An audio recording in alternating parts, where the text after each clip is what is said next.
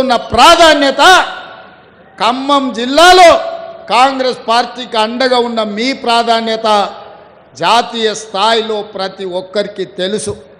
అందుకే మిత్రులారా, ఈ ప్రజా దీవెన సభ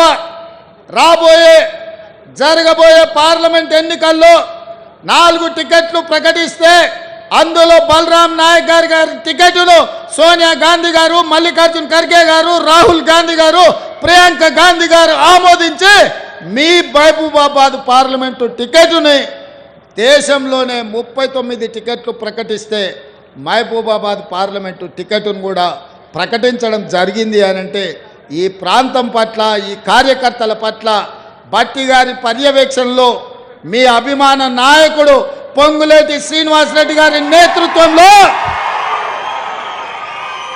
1,50,000 మెజార్టీతోని మహబూబాబాద్ పార్లమెంటు సీటు గెలవబోతుంది. గెలిపించడానికి మీరందరూ కార్యకర్తలు సంసిద్ధులై మొన్న శాసనసభ ఎన్నికల్లో ఎట్లయితే కృషి చేసినరో రేపు పార్లమెంట్ ఎన్నికల్లో కూడా అట్లనే ప్రతి ఇంటికి పోవాలి, ప్రతి తలుపు తట్టాలి, ప్రతి గుండెకు చేరాలి, సోనియమ్మ సందేశాన్ని చెప్పాలి.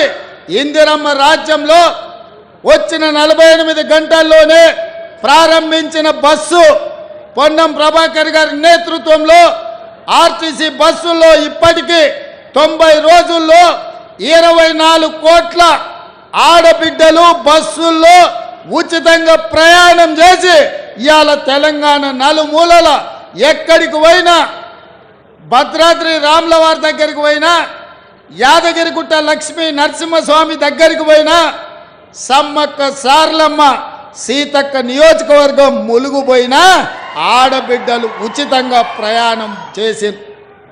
ఇదే కాదు, ఇవాళ పేదలు వైద్యం అందక దవాఖానలకు వెళ్తే ఆలి మీద ఉన్న తాళి అమ్ముకొని ఉన్న భూములను తాకట్టు పెట్టి వైద్య ఖర్చులు భరించాల్సిన పరిస్థితి ఉండే.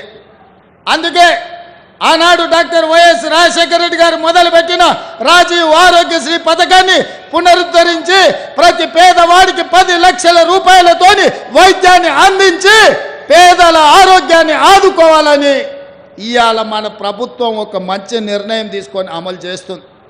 ఇవేనా ఇంకా ఆడబిడ్డలకు ఆనాడు కట్టెల పొయ్యితో కన్నీళ్లతో ఆ పొగ ఊపిరితిత్తులకు పోయి క్యాన్సర్ వచ్చి ఆడబిడ్డలు చచ్చిపోతుంటే సోనియమ్మ ఆలోచన చేసి దీపం పథకం ద్వారా ఆడబిడ్డలకు గ్యాస్ పొయ్యి సిలిండర్ ఇచ్చింది. ఆ ఏళ్ళ పేదలకు అందుబాటులో ఉండడానికి 400 రూపాయలకే సోనియమ్మ సిలిండర్ ఇచ్చింది. కానీ రాష్ట్రంలో కేసీఆర్, కేంద్రంలో నరేంద్ర మోడీ వచ్చి 400 రూపాయలు ఉన్న సిలిండర్ని 1,200 రూపాయలకు పెంచి ఆడబిడ్డల సొమ్ము దోసుకొని పాపానికి ఒడిగడుతుంటే ఈ పాపాల భైరవులను శిక్షించడానికి, ఆడబిడ్డలను ఆదుకోవడానికి సోనియమ్మ 6 గ్యారెంటీలలో భాగంగా తెలంగాణ ఆడబిడ్డలకు మాట ఇచ్చింది. ఇందిరమ్మ రాజ్యం ఏర్పడి కాంగ్రెస్ ప్రభుత్వంలో 500 రూపాయలకే మీకు సిలిండర్ ఇస్తామని, మొన్నటికి మొన్న చేవెళ్లలో 500 రూపాయలకే పేదవాళ్ళకి ఇంటి దగ్గర సిలిండర్ ఇచ్చే సంక్షేమ పథకాన్ని అమలు చేసి ఇవాళ ఆడబిడ్డల కన్నీళ్లు తీర్చే పని మన ప్రభుత్వం చేస్తుంది.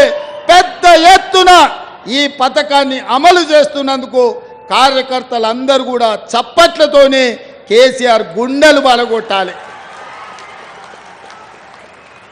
అదేవిధంగా వ్యవసాయం ఉన్న వాళ్ళకే ఉచిత కరెంటు, భూమి ఉంటేనే కరెంటు ఉచితంగా ఇస్తారా సార్?